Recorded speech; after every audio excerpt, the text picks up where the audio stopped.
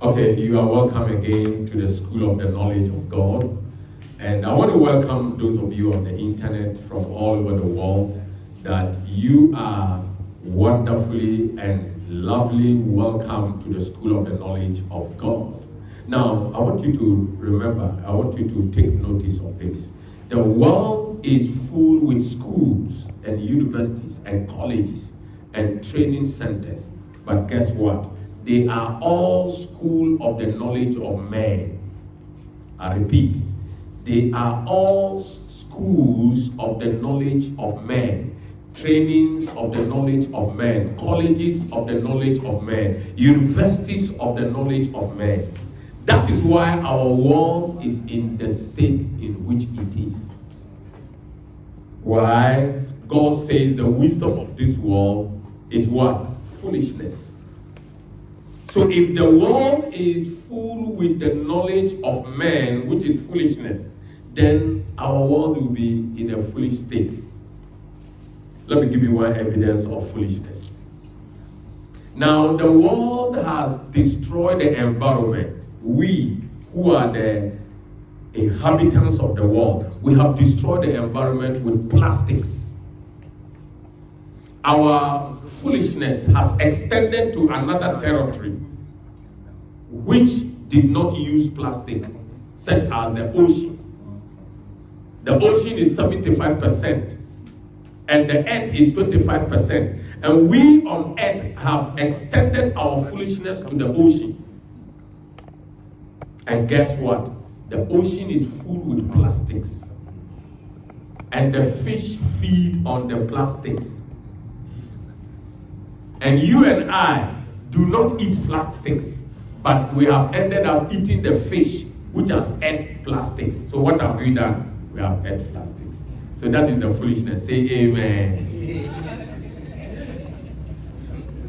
That's what we do in the world. It is our foolishness that is destroying us. Look at the distraction that the environment is now swallowing on us. Look at South Korea. Flood killed over 40 people. In what? In a tunnel. How are tunnels like? They are down. So when water rushes in, you will be full of. We have destroyed our own world. All of a sudden you see flood everywhere. Fire just burning everywhere because of our attitude. Foolishness is not an insult. Foolishness is a character, it's a behavior. A behavior is called foolishness, describing foolish things that we do. And today, what God told us when He created us was that guide and protect the garden. In other words, guide and protect the earth. But what have we done? We have destroyed it. We are all driving cars. What are we doing? Heating the planet. Overheating the planet. Even sometimes we want to go racing with the car, producing more smoke. Oh, what a human beings we are. Last week we studied on how spend much time. Why spend much time talking more about the mind? Because the mind is the center of everything about you. In fact, what goes on in your mind is you. In other words, what happens in your mind describes your behavior. I just talk about foolishness as a character, as a mind effect. Why? In our minds, we think foolish things. For instance, we are manufacturing bombs for what? Foolishness. Because bombs are to kill and to destroy. Why will a human being think and create certain things? When the Creator did not create bombs, and God has weapons, hey, have you seen a volcano before? Look at the volcano. Something that we call magma is coming from the earth. I don't know whether God has got some factory below the earth and we don't know or what. the thing is boiling. In fact, if we can tap the energy from a volcano, we can use electricity for 10 years. I tell you. Look at, sometimes when I watch a documentary, I watch a volcano, then I say, hey, God, you are interesting. What is this? The thing will be boiling, coming out. Sometimes it will spread. And do you know in Africa where there is volcano, when it happens and the magma cools down and cakes, it's the best charcoal. The people, they say when you are burning, it doesn't finish.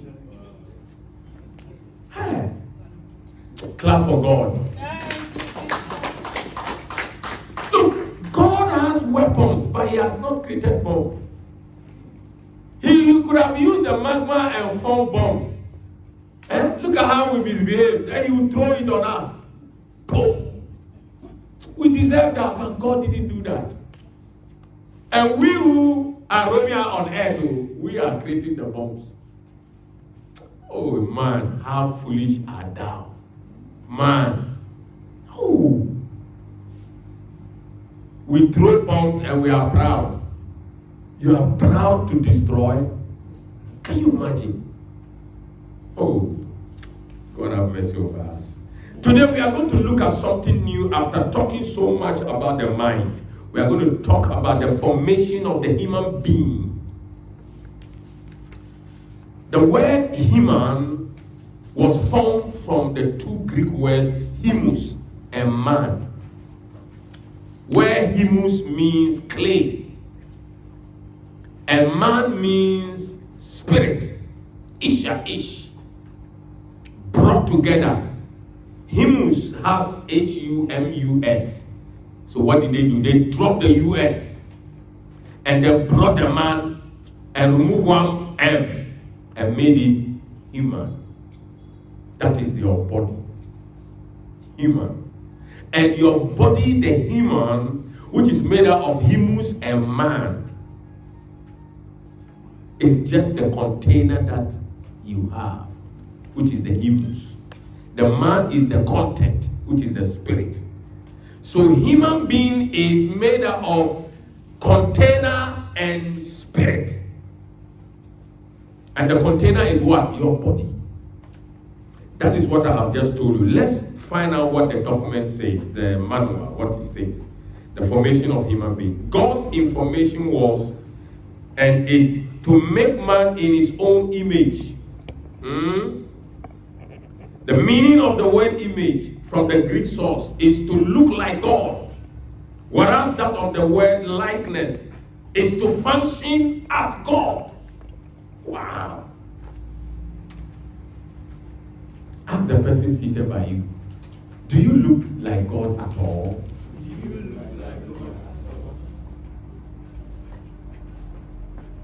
Ask the person, and you are wicked? Tell the person, God is not wicked. So how do you look like God? Ask the person you are watching us with. They say function like God. Look at what I just told you. God has resources, but He doesn't make bombs. And we are human beings and we make bombs. So are we functioning like God? Oh man. Ask the man seated by you, oh man, why are you so wicked?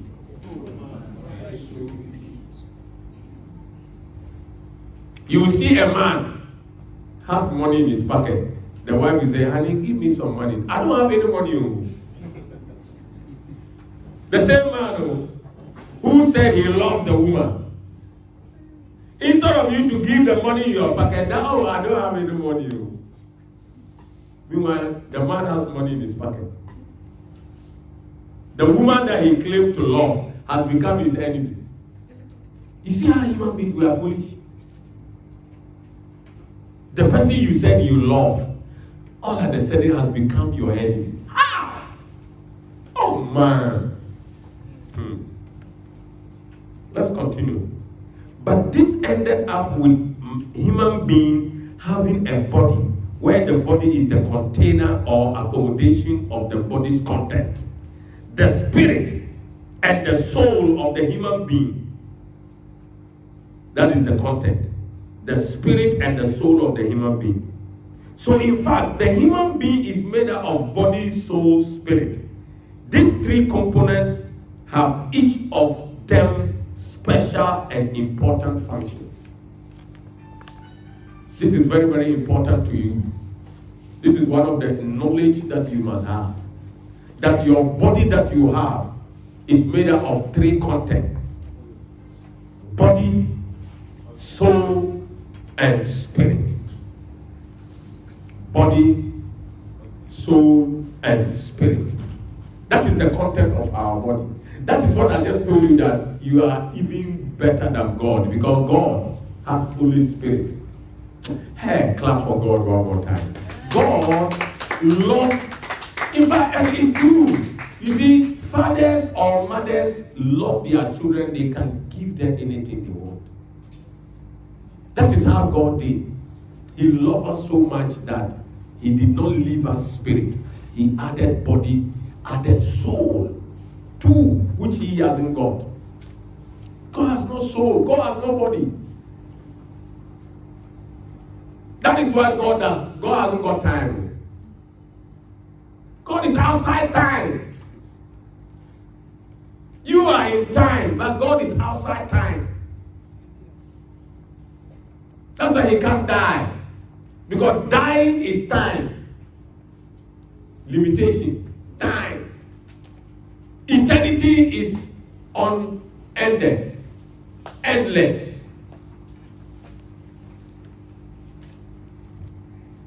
Now, what we have just learned has a prayer point or imagination. Father, let me differentiate the right functions, my body, my soul, my spirit, so that the right functions of my body, my soul, my spirit, so that I can work perfectly for your kingdom. You have just learned that your body comprises three components. And you cannot be ignorant about the differences of those components. So you are telling God, Father, let me differentiate. How do you differentiate? Know that your body has things that affect the soul. And the soul has things that affect the spirit. That is the differentiation. Your body has what we call eyes. Whatever you see influences your soul and affects your spirit. Your spirit cannot jump over your soul and deal with the body. Impossible. These are the differentiations. Your body cannot force the soul. Impossible.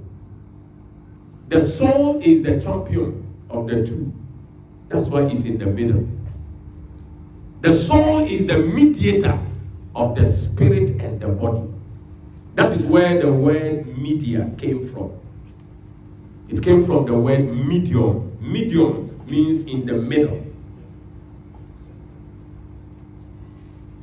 So whatever the spirit wants to do, the spirit has to get the soul convinced. Then the soul can convince the body to do it. Whatever the body wants to do, the body has to get the soul convinced. Then the soul can tell the spirit to do it. That is why you must guide your mind. Why? Your mind has an influence over your soul. Your mind actually is the center of your soul. Your eyes affects your soul. Your ears affects your soul. Your mouth affects your soul. Your nose affects your soul. What you smell can affect your soul. Sometimes you are walking behind somebody's house and they are frying some stew. Jesus. The smell can change your steps. Jesus. Sometimes you don't even want to go. You go and turn back, you come back and turn back and come back. Just to smell the aroma of the stew. Meanwhile, the person that is doing it is not aware. And the person has not invited you. Already, you have transferred message to your soul, and your soul has begun to be interested.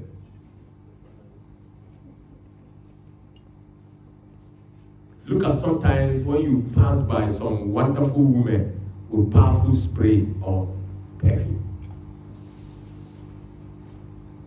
You go small, then you turn and look at the woman. Because the spray is so powerful, so good to smell. It has affected your soul. Your nose affects your soul because of smell. Out for your mouth, yay, trouble. Food that they have not invited you, you have already started making your mouth some star. Your tongue, you see some saliva has started to produce. Oh, they didn't invite you. That is how powerful your mouth is. It affects your soul. So your senses that your body carry have effect to your soul. That's why you need to be very, very careful. That is the meaning of differentiating. As you call God to differentiate for you or help you differentiate. Differentiating the three components makes it possible for you to control them appropriately to fulfill God's program. That's why you said so that you can perfectly do God's kingdom. If you don't differentiate these things, it will be difficult for you to be able to perform God's kingdom. Mindset. When we talk about your mindset, it has got to do with what influences your mind, your body. What is your mind thinking about? What is your body in need of? That your mind starts to think about. All affects the component. So, praying that God should help you differentiate means you need to pay attention. And you need to know the knowledge behind those components. Your body, your soul, your spirit. So that you can feed them with what they need. And for your body, just give it rest. And feed it with good food and health. Health. Okay? The soul needs God's information. That is why you are in the school of the knowledge of God. You need to listen to the videos you have on the internet over and over so that your soul will not go hungry. You need to feed your soul with information that is of God. When your soul is well fed, your spirit will have no problem. As for your spirit, it is already standing, waiting to do what God wants. But it will take your soul to permit your spirit to be in action. It is in your soul that the control of your free will is. Your soul is the controller of your free will. That's what the Bible says, as a man thinketh. Your free will that is in your mind is controlled by your soul. So, brother, sister, it is time for us to pay attention to things of this kind so that we can make progress in our mission of the kingdom. Now, let's go to the next heading. It says, functions of the body. This is, as mentioned previously, the body is the container or the residency of human life. This is very important because without the body, you have no mandate to live on earth. Very, very important. Your body, I have already told you, feed it with good food, good rest, and good health. Health, you get it from where? That's why we have herbs here. That's why I'm a man who gives you everything you need. I have everything you need. Your body's need, I have it herbs. I have done studies about the body. And I know what your body needs exactly. Now let me tell you this. If you keep on feeding on processed food, your life will not be long. Yes. What is processed food? Anything that is tampered with from nature. means when mango season comes, be busy eating mangoes. When mango season is gone, don't worry yourself drinking mango from bottle or can or box. Because what? They are tempered with. They no more can give you what you could eat from the mango season. No. They rather give you trouble. Because the body we have does not know processed food. No. Doesn't know processed food. Now let me tell you, when you eat processed food, what you do is you increase the level of acid in your body, which we call acidosis. And women are at risk because women have common disease called osteoporosis. That is disease of the bone. So when you are eating a lot of refined food, you increase the amount of acid in your body and it will lead you to arthritis, gout. And already women, your bones were already affected by your childbirth, giving birth to babies. So taking care of our body is very important because when the body is dead, you can't be on earth again. You have to leave. That is what we have just told you. You must depart from the earth when the body has no mandate when you die. This body is capable of all the mandate God has for mankind.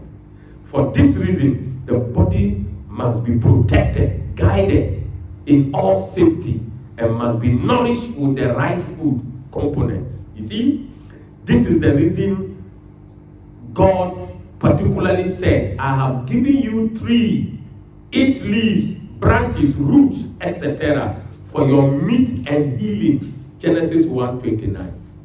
Look at what God did. Lift a clap up into Jesus. God knows exactly what the body he gave you and I needs.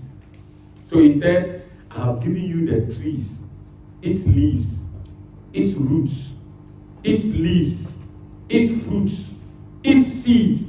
For what? Your food and medicine. That means we don't need chemical drugs. That is why the chemical people have told you, you cannot treat hypertension and diabetes. You have to manage it. It's not true. If you go back to the nature that God gave you, the leaves, the trees, the seeds, and the roots, you will cure those things just one time.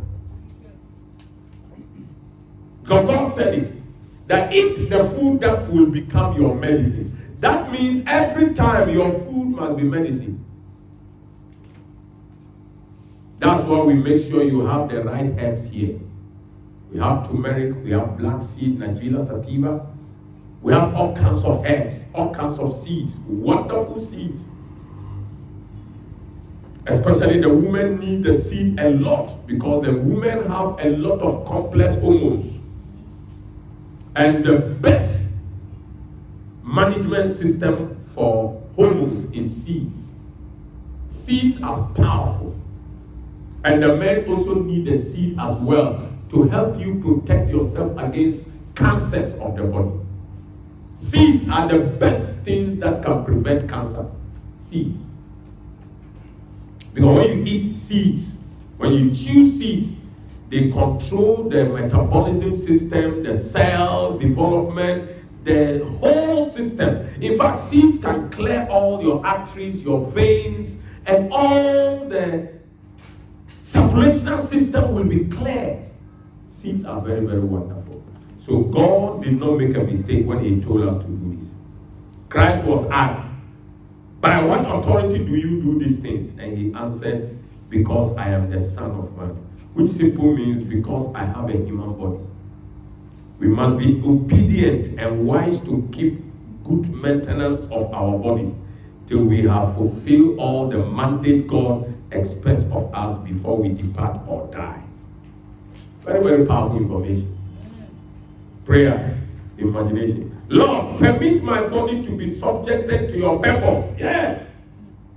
Not my own purpose, nor the world's, but your purpose.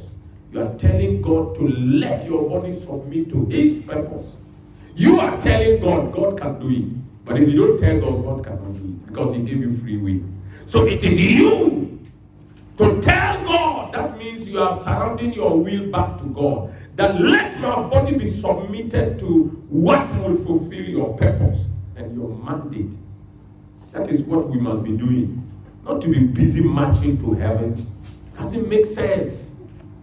You came to earth, roam about aimlessly, and just go to heaven. You think God hasn't got program where He made us? No. He said, let them have dominion. That is the program God had in mind. So you need to have dominion before you leave here. And that is the most important thing that you need to do. Going to heaven is not the most important. Because after all, you came from heaven. What's the big deal in going back to heaven? In this case, I bring our lectures in the School of the Knowledge of God to a close. Lift a clap of it to Jesus. And I'm ready as your lecturer.